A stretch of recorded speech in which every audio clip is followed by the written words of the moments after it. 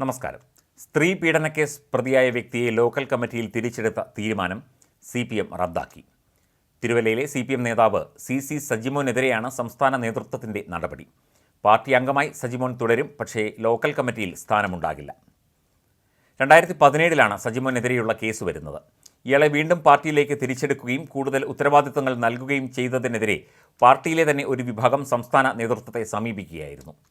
അംഗത്വം മാത്രം നൽകിയാൽ മതിയെന്നായിരുന്നു പാർട്ടി കൺട്രോൾ കമ്മീഷന്റെ തീരുമാനം. ഇതിന് വിരുദ്ധമായിട്ടാണ് ലോക്കൽ കമ്മിറ്റിയിലേക്ക് ഇയാളെ എടുത്തത്.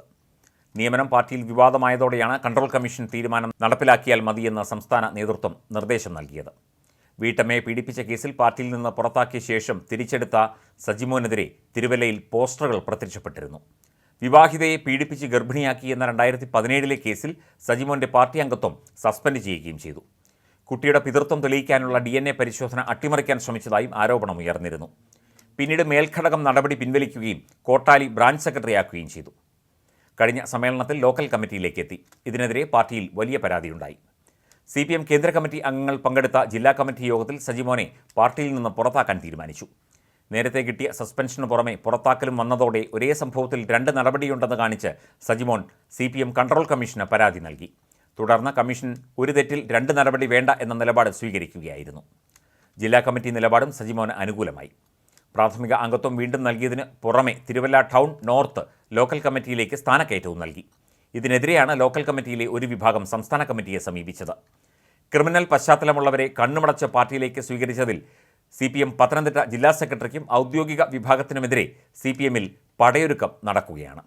തിരുത്തൽ നടപടിക്കിറങ്ങിയ പാർട്ടിയെ ജില്ലാ സെക്രട്ടറി KP ഉദയഭാനുവും സംഘവും ചേർന്ന് പ്രതിസന്ധിയിലാക്കിയെന്ന വിമർശനമാണ് പത്തനംതിട്ടയിൽ ശക്തമാകുന്നത്. വിവാദങ്ങളിൽ സംസ്ഥാന നേതൃത്വവും കടുത്ത അതൃപ്തിയിലാണ്. BJP വിട്ടുവന്ന 62 പേരെ ജില്ലാ സെക്രട്ടറിയും മന്ത്രി വീണ ജോർജും ചേർന്ന് പാർട്ടിയിലേക്ക് സ്വീകരിച്ച ദിവസം മുതൽ തുടങ്ങിയതാണ് ഈ വിവാദങ്ങൾ.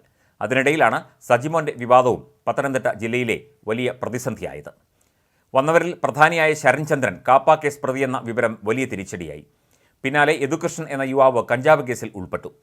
തീർന്നില്ല. SFIക്കാരെ ഉൾപ്പെടെ വധിക്കാൻ ശ്രമിച്ച കേസിൽ പോലീസ് തിരയുന്ന ഒളിവിൽ കഴിയുന്ന സുധീഷ് എന്ന വ്യക്തിക്ക് മാലയിട്ട് സ്വീകരണം നൽകിയെന്ന വിവരം പാർട്ടിക്കുള്ളിൽ കടുത്ത അതൃപ്തിക്കും കാരണമായി. കേസുകളെല്ലാം ഒഴിവാക്കി നൽകാം എന്ന ഡീലിലാണ് ജില്ലാ സെക്രട്ടറി ഇഡ്ഡലി എന്ന ശരൺചന്ദ്രനെയും കൂട്ടാളികളെയും പാർട്ടിയിലേക്ക് കൊണ്ടുവന്നത് എന്നാണ് ഒരു വിഭാഗം CPM നേതാക്കൾ പറയുന്നത്. മലയാലപ്പുഴയിലെയും പത്തനംതിട്ടയിലെയും പ്രാദേശിക ഘടകങ്ങളെപ്പോലും അറിയിക്കാതെയാണ് സ്വീകരണ പരിപാടി നടത്തിയത്.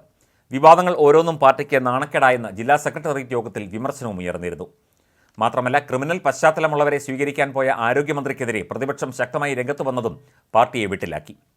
പത്തനംതിട്ടയിലെ വിവാദങ്ങളിൽ സംസ്ഥാന നേതൃത്വം കടുത്ത അതൃപ്തിയിലുമാണ്. സംസ്ഥാന സെക്രട്ടേറിയറ്റ് തന്നെ കാര്യങ്ങൾ പരിശോധിക്കണമെന്ന് ഒരു വിഭാഗം ജില്ലാ നേതാക്കൾ ആവശ്യപ്പെട്ടു കഴിഞ്ഞു.